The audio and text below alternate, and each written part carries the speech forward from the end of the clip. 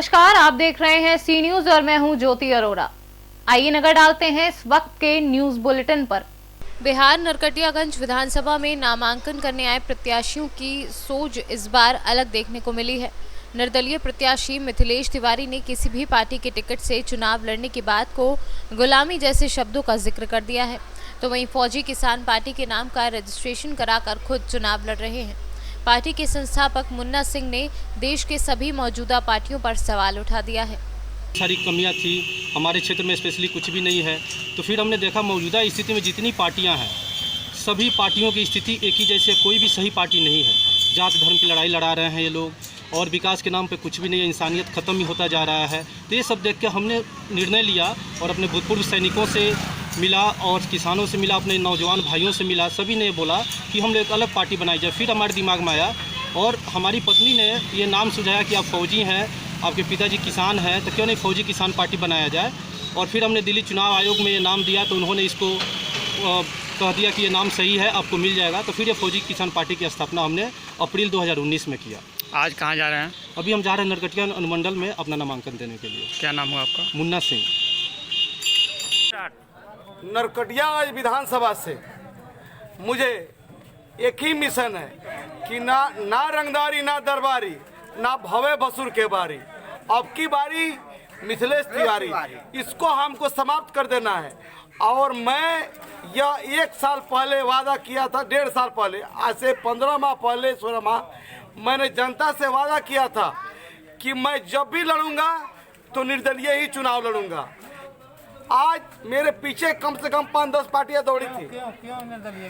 क्योंकि मैं पार्टी का गुलाम बनकर नहीं रहूंगा, मैं जनता की सेवा करना चाहता था। बेतिया से सी न्यूज संवाददाता विपुल कुमार की रिपोर्ट। छिंदवाड़ा नागपुर से छिंदवाड़ा स्टेशन तक ट्रेन चलाने की मिली अनुमति के बाद पहली मालगाड़ी छिंदवाड़ा स्टेशन पहुंची। कुछ दिन पहले ही भंडार कुंज से विमल गोंदी के बीच सीआरएस के बाद इस ट्रैक में ट्रेन चलाने की अनुमति मिली थी। इसके बाद पहली मालगाड़ी नागपुर इतवारी रेलवे स्टेशन से छिंदवाड़ा तक कुल 42 बोगी वाली या मालगाड़ी का दोपहर आना हुआ, जिसमें यूरिया भरा हुआ रेट आया और आंध्र प्रदेश से यूरिया लेकर आ रही इस मालगाड़ी को पहले नागपुर के बाद आमला होते हुए छिंदवाड़ा आना होता था, लेकिन छिंदवाड़ा से इतवारी तक के रूट में ट्रेन चलाने की अनुमति के बाद आज पहली मालगाड़ी चलाई गई है। छिंदवाड़ा से सी न्यूज संवाददाता संदीप हेड़ाऊ की रिपोर्ट।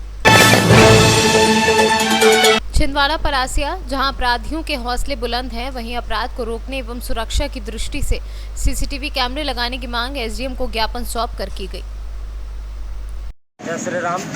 आज परासिया अनुभागीय अधिकारी एसडीएम महोदय के नाम एक ज्ञापन दिया गया है, जिसमें न्यूटन नगर वासियों की हम लोगों की यह मांग है कि पश्चिमी न्यूटन क्षेत्र वार्ड क्रमांक 7, 8, 9 एवं 10 के अंतर्गत दुर्गा चौक न्यूटन नंबर 4 एवं काली चौक न्यूटन नंबर 9 में सीसीटीवी कैमरे लगाए जाएं। इसके पूर्व भी नगरवासियों द्वारा आवेदन दिया गया था, क्योंकि नगर में सुरक्षा की दृष्टि से पूर्व में परिषद द्वारा कैमरे लगाए गए हैं, लेकिन पश्चिमी न्यूटन में नहीं लगाए गए।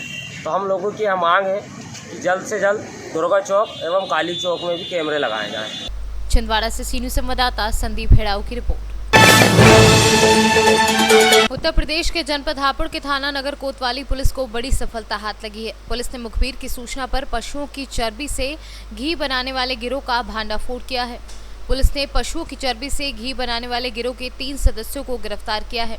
बताया जा रहा है कि पकड़े गए शातिर अपराधी पशुओं की चर्बी से घी बनाने का काम किया करते थे और फिर उस घी को मार्केट में सप्लाई किया करते थे। कितने का माल होएगा? 2.5 लाख रुपये। नगर कोतवाली पुलिस ने बरामदगी की है, क्या बरामदगी हुई है इसमें? देखिए, पुलिस अधीक्षक हापुड़ महोदय द्वारा लगातार अपराध एवं अपराधियों पर अंकुश हेतु चेकिंग अभियान चलाया जा रहा है। इसी क्रम में कल रात हापुड़ कोतवाली नगर की पुलिस चेकिंग कर रही थी, तो उन्होंने एक 12 टायर ट्रक जो कि झारखंड में रजिस्टर्ड है उसको पकड़ा, और जब उसमें देखा गया तो उसमें 67 जो ड्रम थे वो पशु चर्बी के भरे पाए गए। और जब ज़्यादा जानकारी करी गई तो पता लगा है कि यहाँ पे बुलंदशहर रोड पे एक प्लॉट है, एक गोदाम है जहाँ पे वो उसका भंडारा करते हैं। जब वहाँ जाके चेकिंग करी गई और छानबीन करी गई तो वहाँ पे 70 के आसपास ड्रम और मिले, साथ ही 3 कैन मिले हैं, लगभग 50-50 लीटर इसमें केमिकल भरा हुआ था। जानकारी करने पर ये पाया गया कि ये लोग जो हैं ये पशु चर्बी को, जो देसी घी होता है या वनस्पति घी होता है या रिफाइंड होता है, उसमें मिलावट कर इसमें जो है आर्थिक लाभ प्राप्त करते थे। कितने तो यहाँ किन लोगों के पास ये चर्बी बेगा करते थे, कौन कौन? इसमें 3 लोग पकड़े गए हैं, एक तो जिनका ट्रक था वो और उनका कंडक्टर, और साथ ही जो भंडारण कर रहे थे जहाँ पे जिनका गोदाम था उनको भी पुलिस ने गिरफ्तार किया है। क्या वो घी कुछ पता पड़ पाया कहाँ कहाँ सप्लाई कर रहे थे? ये अभी तो इसमें जानकारी करी जा रही है, लेकिन ये इसमें त्यौहार का जैसे सीजन आ रहा था तो इसमें अगल बगल के जनपदों में ये इसका सप्लाई करते हैं, इसको बनाते हैं। कीमत क्या होगी इसकी? ये पशु चर्बी की कीमत लगभग 5 लाख रुपए है। सर, ये खालिद का कहना है कि वहाँ में तो झूठा फंसाया गया, ऐसा तो कुछ नहीं है। जो हम जो तथ्य सामने आए उसी के आधार पर कार्रवाई हो रही है। हापुड़ से सीनू संवाददाता रुस्तम सिंह की रिपोर्ट।